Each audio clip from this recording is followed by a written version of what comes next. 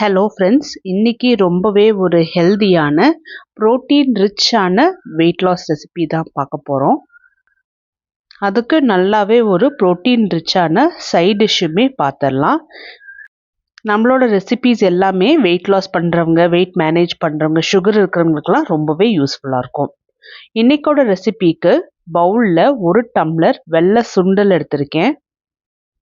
வெள்ளை சுண்டலில் அதிகப்படியான புரோட்டீன்ஸ் இருக்குது, ஃபைபர்ஸ் இருக்குது. இது கூடவே எடுத்துக்க போகிற அடுத்த இன்க்ரீடியன்ட் அதே டம்ளரில் 1 டம்ளர் பாசிப்பருப்பு எடுத்திருக்கோம். பாசிப்பருப்புலேயும் அதிகப்படியான புரோட்டீன்ஸ் இருக்குது. அது மட்டும் இல்லாமல் சுண்டலில் இட்லியோ தோசையோ செய்யும்போது ஹார்டாக இல்லாமல் இருக்கும். பாசிப்பருப்பு சேர்த்தும்போது நல்ல சாஃப்டாகவும் வரும். அதே டம்ளரில் 1/4 டம்ளர் கருப்பு உளுந்து எடுத்திருக்கேன். தோலோடவே தான் உளுந்து சேர்த்த போகிறோம். அப்போது ஃபைபர் கொஞ்சம் ஜாஸ்தியாக கிடைக்கும். கருப்பு உளுந்து இல்லை அப்படின்னா வெள்ளை உளுந்து யூஸ் பண்ணிக்கலாம். அதே டம்ளரில் 1/2 டம்ளர் துவரம் பருப்பு எடுத்திருக்கேன். துவரம் பருப்புலேயும் அதிகப்படியான புரோட்டீன்ஸ், ஃபைபர்ஸ் எல்லாமே இருக்குது. அதே டம்ளரில் 1/4 டம்ளர் கடலைப்பருப்பு எடுத்திருக்கேன். கடலைப்பருப்புலேயும் டயட்ரி ஃபைபர் இருக்குது, புரோட்டீன்ஸ், கால்சியம், அயன், மெக்னீஷியம் எல்லாமே இருக்குது. ஸோ இது எல்லாமே தண்ணி சேர்த்தி 4லிருந்து 5 முறை நல்லா கழுவி எடுத்துக்கணும். தானியங்கள் எல்லாமே முங்குற அளவுக்கு நல்லா தண்ணி சேர்த்தி ஒரு 8 மணி நேரம் ஊற வச்சிடலாம். 8 மணி நேரத்துக்கு அப்புறம் பருப்பு எல்லாமே நல்லா முழுமையாக ஊறி வந்திருக்கும். கொண்டக்கடலை ஊறுறதுக்கு தான் கொஞ்சம் லேட் ஆகும். ஸோ இது எல்லாமே தண்ணியிலிருந்து வடித்து எடுத்து மிக்ஸி ஜாருக்கு ட்ரான்ஸ்ஃபர் பண்ணிவிட்டு தேவையான அளவுக்கு கல்லுப்பும் தண்ணியும் சேர்த்தி நல்லா நைஸாக அரைச்சி எடுத்துகிட்டு வந்துடலாம். ரொம்ப அதிகமாக தண்ணி சேர்த்து வேண்டாம், தேவையான அளவுக்கு மட்டும் சேர்த்தினா போதும். இப்போது இந்த மாவை ஒரு 3லிருந்து 5 மணி நேரம் புளிக்க வச்சாவே போதும், கிளைமேட்டை பொறுத்து. நைட்டே நான் 1 டம்ளர் பச்சை பயிரை நான் ஊற வச்சுருந்தேன். இதை தான் சைட் டிஷ்ஷுக்கு ரெடி பண்ண போகிறோம். இதை நான் லஞ்சுக்குமே யூஸ் பண்ணிக்குவேன். நல்லாவே ப்ரோட்டீன் ரிச்சாக இருக்கும். பச்சை பயிரை தண்ணியிலிருந்து வடித்து எடுத்துட்டு குக்கருக்கு ட்ரான்ஸ்ஃபர் பண்ணிவிட்டு பச்சை பயிறு முங்குற அளவுக்கு தண்ணி ஊற்றி தேவையான அளவுக்கு கல்லுப்பு, மஞ்சள், 1/4 டீஸ்பூன் ஜீரகம், 1/4 டீஸ்பூன் பெருங்காயத்தூள், காரத்துக்காக நான் 2 பச்சை மிளகாவை கட் பண்ணி சேர்த்திக்கிறேன். இதை நான் ஒரு 2 விசில் மட்டும் விட்டு எடுக்க போகிறேன். இப்போ 4லிருந்து 5 விசில் அந்த மாதிரி விட்டோம்னா நல்லா குழஞ்சது போல் இருக்கும். ஸோ நம்மளோட தேவைக்கு ஏற்ற மாதிரி நம்ம விசில் விட்டு எடுத்துக்கலாம். நான் 2 விசில் விட்டு மட்டும் தான் எடுத்தேன். ஸோ பச்சை பயிறு பாருங்கள் எந்த அளவுக்கு வெந்து வந்திருக்குன்னு. ரொம்ப குழஞ்சிட்டும் இல்லை, நல்லாவே கொஞ்சம் உதிரி உதிரியாக தான் இருக்குது. இதை கரண்டி வச்சு நல்லா ஒரு முறை மட்டும் கலந்து விட்டுடலாம். கொஞ்சம் லைட்டாக மசிச்சது போல் இருக்கும்போது கொஞ்சம் விதையாட்டமும் இல்லாமல் இருக்கும்.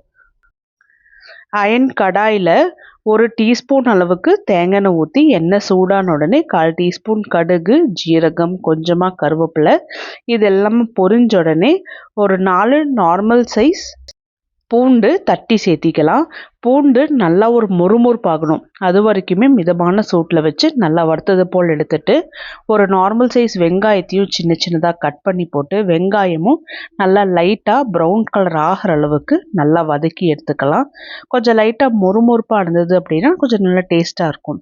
இது கூடவே 2 நார்மல் சைஸ் தக்காளியும் சின்ன சின்னதாக கட் பண்ணி போட்டு தக்காளியும் நல்லா கலந்துட்டு நல்லா வேக வைக்கணும். ஸோ இதை கலந்துட்டு என்ன செய்யணும்னா நம்ம அப்படியே டிஸ்டர்ப் பண்ணாமலே கொஞ்சம் விட்டுட்டோம் அப்படின்னா தக்காளி நல்லா வெந்து வரும். ஏன்னா இந்த டைமில் பார்த்தோம்னா தக்காளி ஹார்டாக இருக்கும். நல்லா வெந்து வரும்போது நல்லா மசியறதுக்கும் ஈஸியாக இருக்கும். இது போல் நல்லா கலந்துட்டுட்டோம் அப்படின்னாவே நல்லா மசிச்சது போல் வெங்காயத்தோட சேர்த்து நல்லா ஒன்று போல் மர்ஜ் ஆகிக்கும். இந்த வெங்காய தக்காளி வதக்கலை பச்சை பயிர் கூட சேர்த்தி நல்லா கலந்துட்டுட்டு டேஸ்ட் பார்த்துக்குங்க, உப்பெல்லாம் சரியாக இருக்கான்ட்டு. காரத்துக்காக நான் 2 பச்சை மிளகா மட்டும்தான் போட்டிருக்கேன். இது போக வேறு மசாலாலாம் நான் எதுவுமே சேர்த்தலை. எல்லாமே கலந்துட்டுட்டு ஒரு முறை கொதிக்க வச்சு இறக்கினாவே போதும். ரொம்ப டேஸ்டியான பச்சைப்பயிறு கிரேவி ரெடி ஆயிடுச்சு. நான் ஒரு 4 மணி நேரம் வச்சுருந்தேன். மாவு நல்லாவே புளிச்சு வந்திருக்கு. மாவு மட்டும் மேலே மிதந்துட்டுருக்கு, கீழே கொஞ்சம் தண்ணியாக இருக்குது. அதனால் கொஞ்சம் நல்லா கலந்துட்டுட்டு அதுக்கப்புறமா தேவைக்கு ஏற்ற மாதிரி தண்ணி ஊற்றிக்கலாம். இப்போ தோசை போட போகிறோம் அப்படின்னா கொஞ்சம் தோசை பதத்துக்கு இருக்கணும். இட்லி போட போகிறோம் அப்படின்னா கொஞ்சம் தோசை பதத்தை விட திக்காக இருக்கணும். அப்போ தான் நல்லா சாஃப்டாக ஸ்பாஞ்சியாக இட்லி வரும். இல்லைன்னா ரொம்ப வதக்குன்னு ஆகிடும், சில டைம் வேகாமல் இருக்கும். ஸோ மாவோட பதங்கிறது தான் ரொம்பவே முக்கியமானது இந்த இட்லி போடுறதுக்காக இருக்கட்டும், இல்லை குழிப்பணியாரம் அது போல் நம்ம போடுறோம்னா. இந்த மாவு பதம் சரியாக இருக்கும். இட்லி பிளேட்டில் நான் எண்ணெய் தடவிட்டு ஒரு 4 இட்லி போட்டு எடுத்துக்கிறேன். நார்மலாக ஒரு 2 இட்லி இல்லை 3 இட்லி நம்ம சாப்பிட்டாவே ஸ்டொமக் நல்லா ஃபில்லிங்காக இருக்கும். ஏன்னா நல்லாவே ப்ரோட்டீனாக இருக்கும். அதிகமாக சாப்பிடவும் முடியாது, அந்தளவுக்கு நல்லா ஃபில்லிங்காக இருக்கும். ஒரு 10 நிமிஷம் ஃப்ளேம் ஆனில் வச்சு வேக வச்சுட்டு ஒரு 50% ஆறுனதுக்கு அப்புறமா தான் நான் இட்லி வெளில எடுத்திருக்கேன். பாருங்கள், இட்லி எந்த அளவுக்கு நல்லா சாஃப்டாக ஸ்பாஞ்சியாக இருக்குது, நல்லா முழுமையாக வெந்திருக்கு. இதை நான் இன்றைக்கி ரெடி பண்ணி வச்சுருக்கிற பச்சை பயிர் கிரேவியோடு தான் நான் சாப்பிட போகிறேன். நீங்கள் கார சட்னி இல்லை தக்காளி சட்னி, தேங்காய் சட்னி, நமக்கு எந்த விருப்பமோ அதோடு தொட்டு சாப்பிட்டுக்கலாம். புரோட்டீன் டெஃபிஷியன்சி இருக்கும்போது அது 40 வயசுக்கு மேலே தான் தெரியும். ஏன்னா நம்ம உடம்புக்கு தேவையான ப்ரோட்டீன்ஸ் எல்லாமே எலும்புகள்லேருந்தே நம்ம உடம்பு எடுத்துக்க ஆரம்பிச்சிடும். அப்போ 40 வயசுக்கு மேலே மூட்டு வலி அது போல் வரும். உடம்புக்கு தேவையான ப்ரோட்டீன்ஸ் நம்ம உணவு மூலமாக நம்ம கொடுத்தோம் அப்படின்னா இந்த மூட்டு வலி, முதுகு வலி எல்லாமே கொஞ்சம் கொஞ்சமாக சாப்பிடவே குறைஞ்சிட்டு வரும். அது மட்டும் இல்லாமல் இது வெயிட் லாஸுக்குமே ரொம்பவே யூஸ்ஃபுல்லாக இருக்கும். சுகர் இருக்கிறவங்க அரிசியே சாப்பிட முடியாது.